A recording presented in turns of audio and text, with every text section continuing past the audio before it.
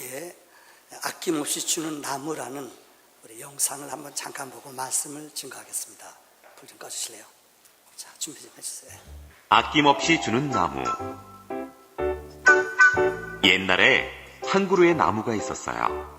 그리고 그 나무에게는 사랑하는 소년이 있었죠. 소년은 매일매일 나무에게 와서 놀았어요.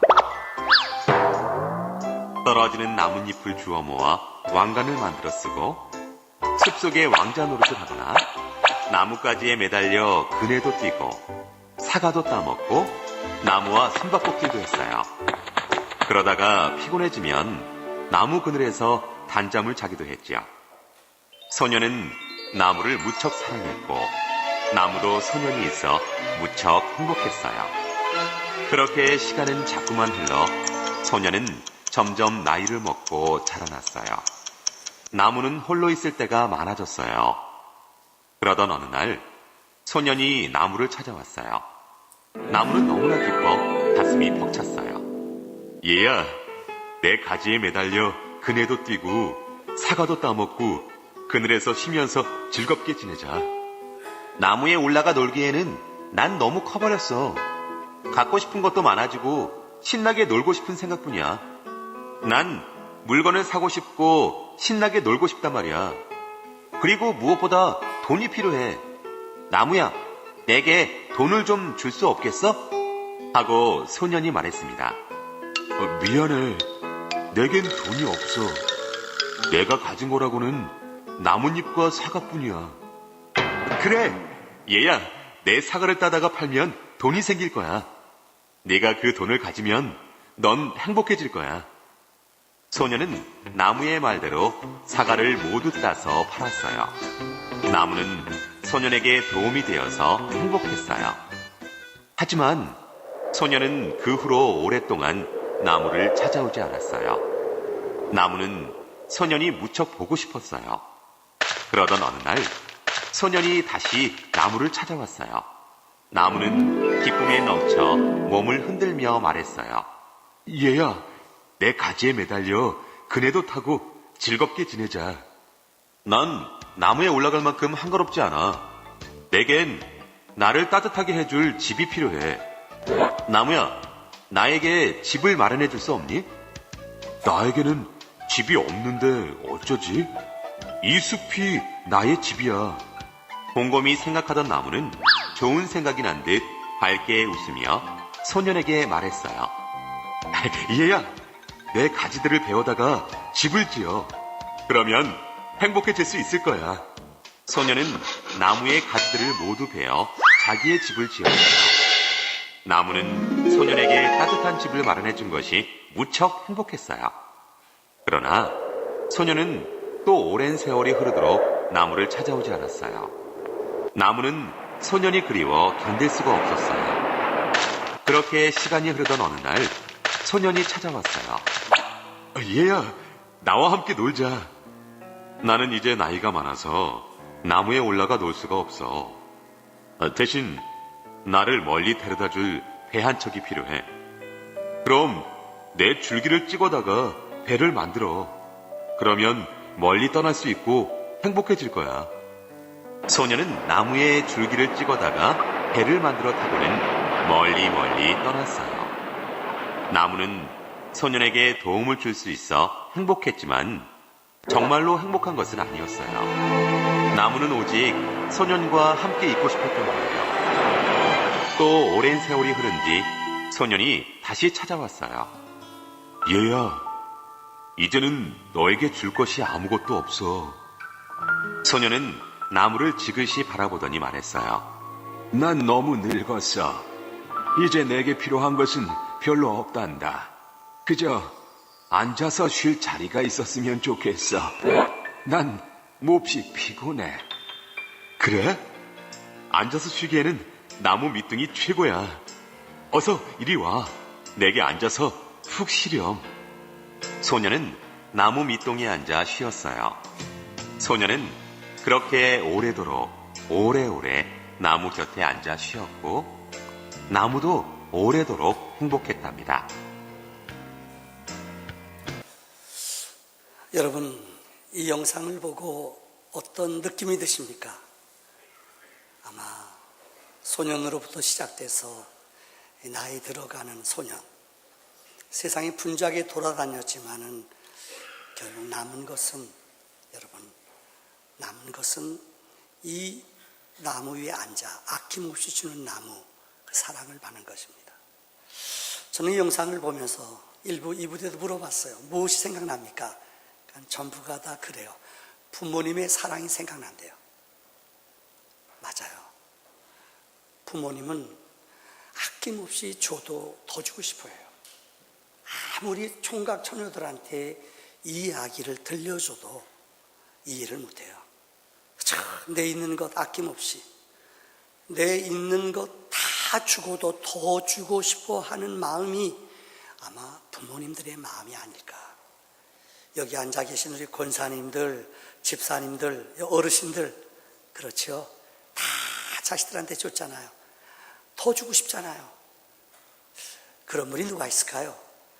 하나님이셔요. 하나님은 우리에게 무엇 하나, 우리가 뭐가 필요한 줄 아세요?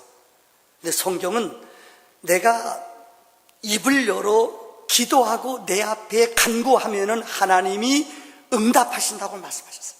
우리 옆에 사람하고 인사합시다. 하나님이 주셔요. 인사합시다. 의심하나 봐요. 얘기 안 다시요. 하나님이 진짜 주신다니까요. 인사합시다. 할렐루야. 제가 알기로는 최하진 우리 교수님 음악을 여기서 한국에서 안 배웠어요. 미국 가서 그 제일 유명한 미국 대학에, 이분은 악보만 보고 연습했대요. 근데 하나님 붙여줬대요. 기도할 때마다 하나님이 사람들을 만나게 해주시는데 소름이 끼쳐요. 우리 하나님은 이분한테만 역사하는 분이 아니에요. 우리 모두의, 김노은 집사님한테도 역사하는 분이에요. 하나님은 이렇게 역사하시는 분인 줄 믿습니다. 시편 27편 10절에 보면은 내 부모는 나를 버렸으나 여호와는 나를 영접하시리이다, 이렇게 말씀하셨어요. 왜 부모가 나를 버려요? 나이가 들고 부모님이 기력이 쇠하여지면은 부모님은 우리 곁을 떠나요. 그죠? 그렇게 주고 싶고 또 주고 싶고 또 주고 싶은 부모님도 영원히 우리를 못 지켜줘요. 저 고아예요. 우리 최혜련 고아예요. 우리 부모님들이 살아계신 것만 해도 참 기둥과 같았고, 명절 때 가면 아버님이 손잡고 기도해달라, 홍 목사 기도해줘, 우리 아버님 무릎 꿇으셔요. 92세인데요 근데 이제 돌아가셨어요. 아버님이 살아계신 것 자체가 우리에게는 너무나 큰 기둥이었고 우리에게는 산 같았어요. 근데 그 부모님도 나를 영원히 못 지켜줘요.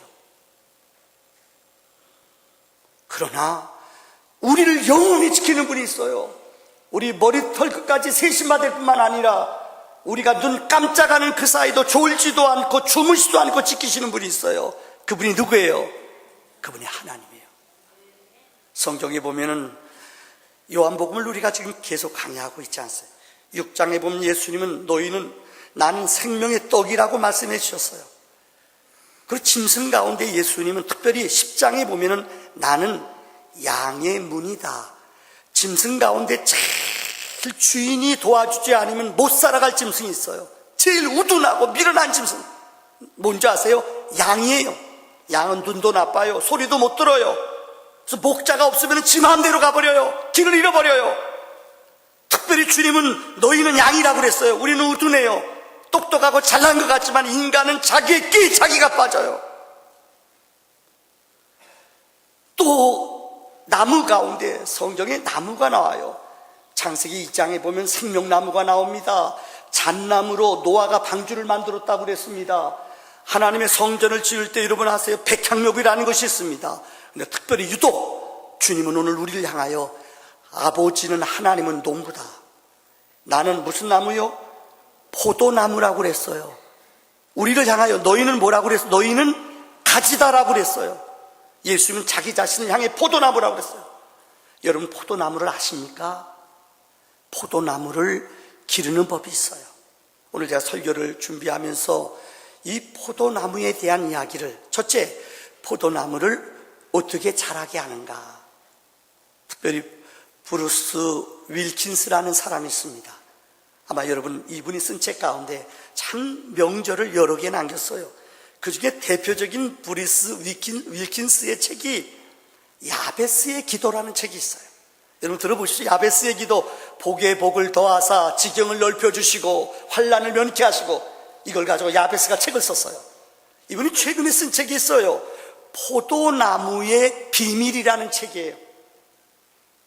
이 책의 결론은 포도나무는 어느 나무보다도 주인이 돌봐주지 않으면 지 마음대로 커요. 아까 얘기했죠. 짐승 가운데 양은 목자가 꼭 있어야지 양은 살아나요. 나무 가운데도 자기 혼자 놔두면 지 마음대로 커서 죽어버려요. 포도는 어느 나무보다 손길이 많이 가요. 브루스 윌킨스는 서론에서 이렇게 말을 했어요. 좋은 가장 많은 열매를 맺고 기쁨으로 충만한 그리스도인일수록 가지치기를 가장 많이 경험한 사람들이다. 이게 무슨 말이에요? 좋은 포도나무는, 극상품 포도나무는 가지치기를 잘해야지만이, 가지치기를 많이 경험한 사람일수록 참신자가 되고 주님을 확실히 안다는 거예요. 인생 살면서 가지치기 아파요. 잘라내야 돼요. 시련, 고통이 있어요. 가지치기를 치려면 어떻게 보면 생가지를 잘라내는 것 같아요. 이 가지치기를, 시련을, 고통을, 아픔을, 가지치기를 많이 당하면 가질수록 그 나무가 견실하고 좋은 열매를 맺는다는 거예요. 이 책에 나오는 내용을 중심으로 오늘 여러분에게 말씀드릴게요. 오늘 2절에 보면은 이 많은 가지치기를 한다는 말을 성경은 오늘 본문에 3가지로 얘기하고 있어요. 첫째는 바로 가지를 벤다는 거예요. 첫째, 이 앞에 나온 가지를 제거한다는 거예요. 따라합시다. 가지를 제거한다. 이 책에 나오는 4가지가 나와요. 뭐라고 기록되는 건, 첫째는 가지를, 죽은 가지, 마른 가지를 빨리 잘라내야 돼요. 썩었는데 죽었는데 거기에 붙어 있어요. 그 영양분이 나뉘어져요. 그럼 이거는 제대로 자라나지 못한, 열매를 못 맺는데요. 아프지만, 고통스럽지만, 그래서 교회에서는 7이라는 게 있어요. 이단자들, 요즘 신천지, 신옥수파, 요즘 보셨죠? 와, 신옥수라고 교회마다 가서 피켓 들고 제일 우리 교회를 괴롭히는 단체가 있어요. 이만희, 신옥수, 이 사람들이 피지에 가야지, 천국 거기 가야지 구원받는다고 교인들 재산 다 뺏어서 클리 데려갔어요. 신천지도 여러분 알잖아요. 박태선이한테 10년 동안 이만희가 배웠어요. 거기서 배운 교리예요. 자기가 이 문선명이 자리에, 다시 말하면 이 박태 누구죠? 박태선 자리에 자기가 그대로 들어갔어요. 그래서 정상급 도장 찍고 거기 들어가는 신자들, 본관에 들어가는 사람은 이 도장 찍고 들어가요. 어느 예배당에 도장 찍고 들어가요. 여기다 인식해가지고 들어가요. 아무나 못 들어가요. 복음방이나 성경 공부하는 데는 가요. 거기서 뭐 하는 줄 알아요? 하나님 앞에 재산을 다 드린 사람이서 천국 좋은 자리에 있대요. 이게 박태선의 종교예요. 재산 다 뺏겨요. 이 상급 그 본당 안에 들어가는 사람은 헌신도에 따라 직급을 줘요. 똑같이 흉내내요. 이제 얼마 있으면 후회하며 눈물을 흘릴 거예요. 그런 가지, 그런 악영향을 끼치는 사람들, 영적인 잘못된 사상 가진 사람들, 이것들을 아프지만 잘라내야 돼요. 그래야지 다른 가지들이 죽지 않는다는 거예요. 두 번째는 아마 포도를 키워보시면 알 거예요. 포도가 가지에 자랄 때 한 송이에 2송이가 붙어 있어야 돼요. 여러 가지 4, 5개 붙어 있으면 다른 것 다 이 연약하고 병들어 죽게요. 자라지 못하게 안 돼요. 2송이 싱싱한 것만 남기고 나머지 곁가지들은 다 잘라버린대요. 또 가지마다 이 12마디, 포도를 키워보면 알 거예요. 12마디, 13마디, 14마디 되면 이것이 건장하게 자라지 못한대요. 12마디를 딱 하고 나머지는 잘라버려야 된대요. 마지막, 포도는 어떤 것보다 손이 많이 간대요. 2월달, 2월 말경에 경험이 많은 포도지기들은 안 돼요. 2월 달에 묵은 가지를 전지를 다 탁탁 잘라줘야 이게 아프대요.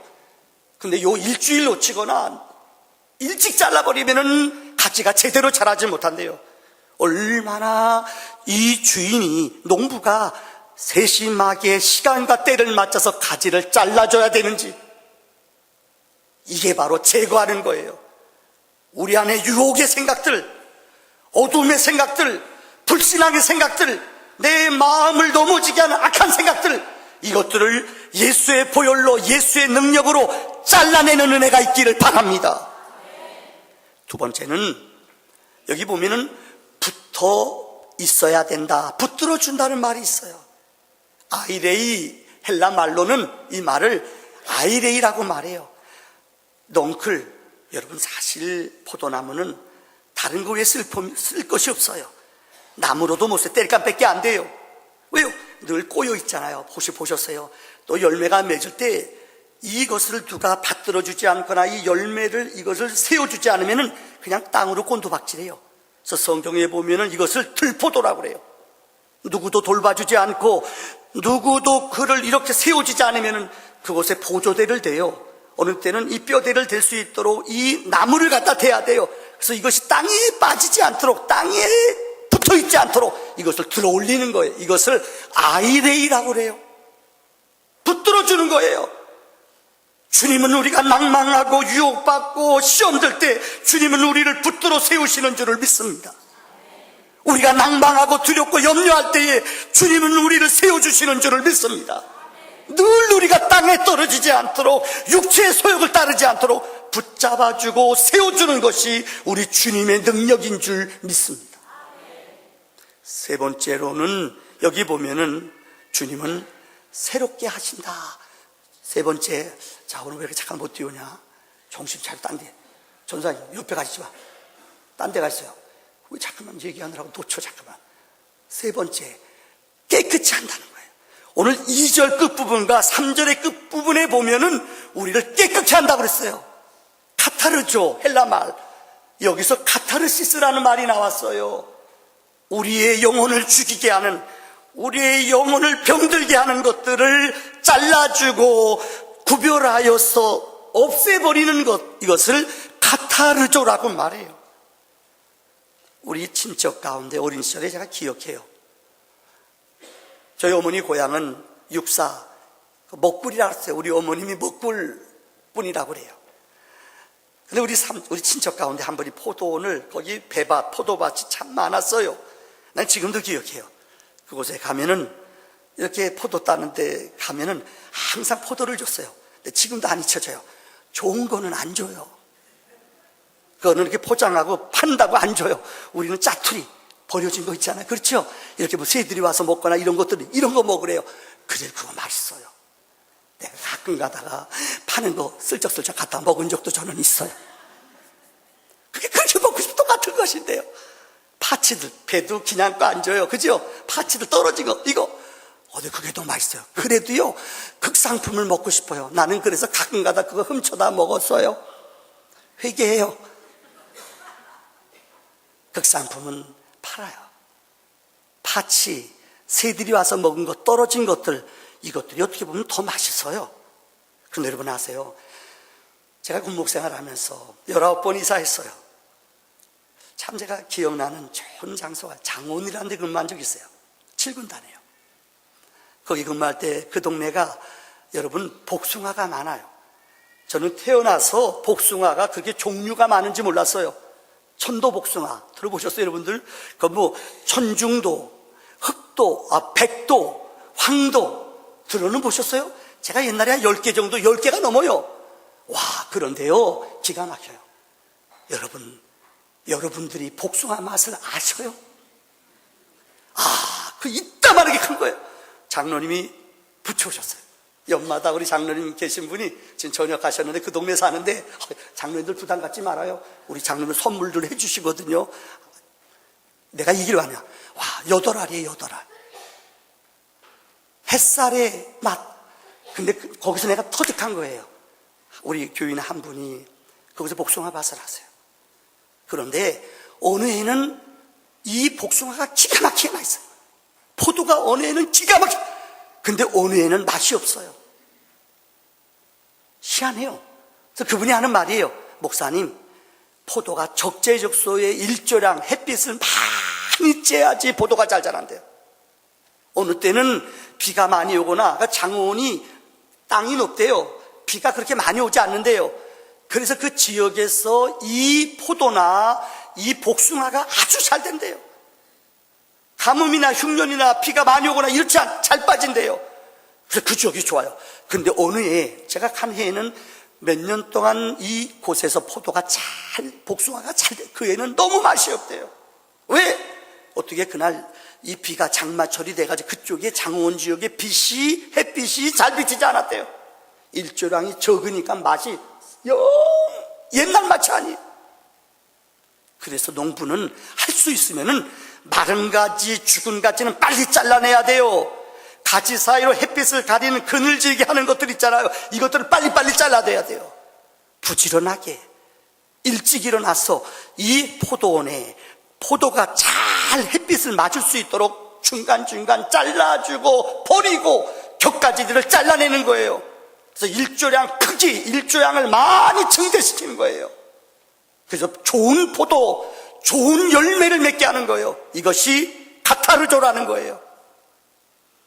우리에게 은혜의 약속이 많이 임하여지도록 우리의 격가지 세상 것들, 유혹것들 이것들을 잘라내며 우리 안에 성령의 은혜 안에 하나님을 대면할 수 있도록 믿음의 영이 채워줄 수 있도록 잘라주는 기적이 믿음의 역사인 줄을 믿습니다. 제거한다, 그를 세워준다, 그 곁에 것들을 깨끗게 한다. 이럴 때의 포도가 잘 자라나는 것입니다. 두 번째, 포도는 열매를 맺어야 돼요. 한번 따라합시다. 열매 맺는다. 오늘 읽어드린 요한복음 15장에 보면 단어가 3가지가 나와요. 안에, 포도나무가 그 안에, 가지 안에 안에라는 말이 11번 기록되어 있어요. 두 번째, 거한다는 말이 이 8번 기록되어 있어요. 열매라는 단어가 7번 기록되어 있어요. 이게 뭐예요? 한마디로 우리는 아무리 능력이 있고 뛰어나고 힘이 있어도요, 그 참 포도나무이신 예수님에게 접붙어 있어야지, 그 안에 거해야, 거기에 붙어 있어야 열매를 맺는다는 말이에요. 아무리 믿음 좋은 사람도, 아무리 직분 있는 사람도 잘 기억하세요. 내가 지금 포도나무에 정말 붙어 있지 않으면 내 영혼은 지금 자꾸만 불안하고 염려하고 떨려요. 참 포도나무이신 예수에게 늘 붙어 있어야지만이 우리 영혼은 견고하여 흔들리지 않는 줄을 믿습니다. 여러분, 혹시 조개 가운데 삿갓조개라는 것이 있습니다. 이 조개는 귀하고 맛있답니다. 근데 이거는 삿갓처럼 생겼어요. 이 조개는 보통 배나 이런 밑에 딱 달라붙어요. 안 떨어진대요. 얼마나 강하게 붙어 있는지 웬만한 사람이 때려서 안 나오는데 구하기 어렵대요. 500km의 속력으로 바람이 비가 탁 불어와도요, 파도를 쳐도요, 이 삿갓 조개는 떨어지지 않는데요. 한번 붙어 있으면 떨어지지 않아요. 여러분, 하나 퀴즈 낼게요. 파리 가운데, 여러분 아세요? 파리 가운데 한국에서 태어난 파리가 이 프랑스 파리까지 가는 비결이 있어요. 뭘까요? 못하면 돼요? 알기는 되게 잘하네요. 얼떨결에 돌아다니다가 사람한테 붙어 있든지 아세요? 에어 프랑스 비행기 안에 얼떨결에 잡혀 들어가면은 아세요? 이 비행기는 저절로 가가서 문이 열렸을 때 얼떨결에 바깥에 나가요. 그러면 프랑스 파리가 되는 거예요. 무슨 말인지 알아요? 내가 어디에 붙어 있느냐에 따라서 내 장소가, 내 거처가 바뀐다는 거예요. 육에 붙어 있는 사람들, 세상 곳에 붙어 있는 사람들, 다 우리는 불안하고 염려해요. 그러나 참 포도이신 예수에게 붙어 있기만 하면은 그분의 영양분이 공급돼요. 그분의 능력이 공급돼요. 그분의 은혜가 공급돼요. 어떤 믿음의 사람도 아세요? 믿음은 연수를 자랑하는 게 아니에요. 직분을 자랑하는 게 아니에요. 내가 지금 예수에게 붙어 있느냐, 내 안에 예수의 능력이, 예수의 힘이 공급되느냐? 이것이 없다면 우리는 넘어지는 거예요. 목사도 그래서 성령 충만하지 않으면, 주님의 은혜를 매 순간 공급받지 않으면 유혹받고 넘어져요. 장로님들도요, 죄송합니다. 장로님들도 직분이 중요한 게 아니에요. 내 영이 주님 앞에 접붙임을 당해야 돼요. 말씀을 묵상해야 돼요. 큐티를 해야 돼요. 기도의 생활을 영적으로 해야 돼요. 그래서 이제 주님의 영양분이 내 안에 채워질 때에 내 영이 거룩하여질 뿐만 아니라 은혜의, 감동의, 믿음의 삶을 사는 줄 믿습니다. 오늘 제가 한번 소개하고 마치려고 합니다. 우리나라 교회 역사 가운데 우리 선교 역사가 있어요. 우리나라에 복음이 들어온 지 133년이 됐어요. 초대에 사명 갖고 우리나라에 온 많은 선교사들이 있어요. 그 가운데 평양에서 전도했던 어떤 한 분이, 여러분 잘 모를 거예요. 이분이 얼마나 큰 실수를 범했는가, 이 선교사님이 얼마나 큰 실수를 범했는가. 이분이 한국 땅에 머물러 있는 동안 너무나 끔찍한 일을 범했어요. 바로 그것은 이분이 자기네 이분이 논을 이렇게 화수원을 했대요. 근데 호시모라는 한국 사람 이름의 선교사예요. 이분이 자기 밭에 들어와서 이 아이들이 가서 자꾸만 그 서리해 가는 거 있잖아요. 1년 동안 농사 짓는데 애들이 다 서리해 가요. 너무 화가 나더래요. 우리 어린 시절에 그 기억나시죠? 요거 조금, 복숭아 조금 더, 감 조금만 더 익으면 되는데, 근데 그 다음날 자고 일어나면 없어져 버렸어요. 저들 쪽에 그런 거 잘했거든요. 우리 동네에 그런 거 감나무 있잖아요. 그거 어린 시절에 동심의 친구들하고 같이 가서 고민해요. 주인이 딸까 내일? 아니야, 내가 먼저 따야지. 안 익은 거 막 따갔어요. 여러분 안 그랬어요? 그렇잖아요. 그거 없어져 버리잖아요. 근데 애들이 3년 동안 매일 가져가는 거예요. 호시모라는 성자 너무 화가 났어요. 그래서 그 어린아이 15살 젊은 아이를 잡아다가 염산으로 머리에다가 여기다가 도둑이라고 썼대요. 그래서 평생 여기서 흉이 졌대요. 선교사 하면 뭐예요? 그거 애들 도둑질해 갔다고 거기다가 염산으로 여기다가 평생 흉지게 여기다가 도둑이라고 썼대요. 우리 교회 역사를 보면 참 부끄럽지요. 선교사님인데 그 전도가 되겠어요. 그래서 고소했대요. 그 지역 사람들이 일어나서 난리가 났대요. 그래서 이분이 실형 2년 받았대요. 그러니까 결국 미국으로 추방됐어요.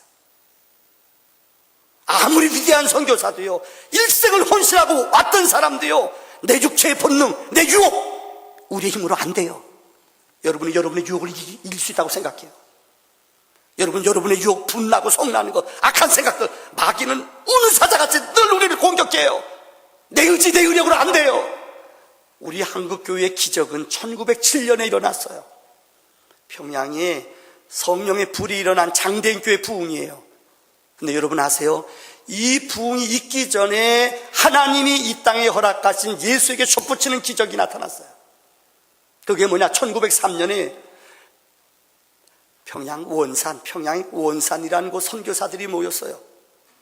근데 거기에 하디라는 선교사가 있어요. 네, 하디라는 선교사. 이분은 캐나다에서 의학을 공부하는 의사예요. 유명한 의사예요. 선교사로 왔어요. 근데 이분이 7년 동안 전도하는 동안 한 명도 전도를 못했대요.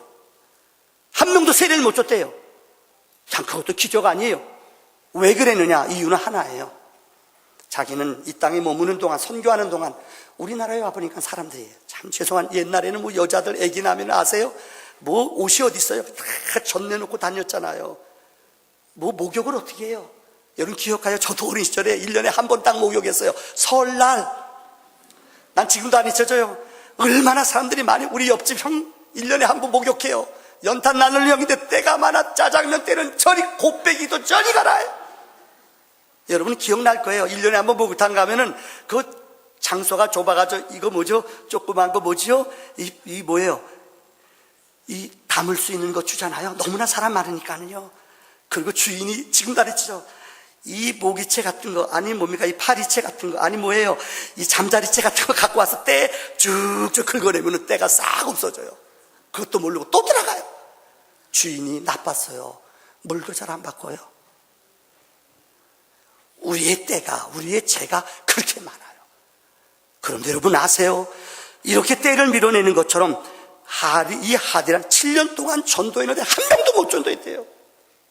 근데 이분이 화이트라는 선교사와 함께 성경 공부를 하다가 요한복음 15장 5절 오늘 본문의 말씀, 너희가 내 안에 내가 너희 안에 거하면 많은 열매를 맺느니라. 우리는 예수에게 접붙이면 되면 돼요.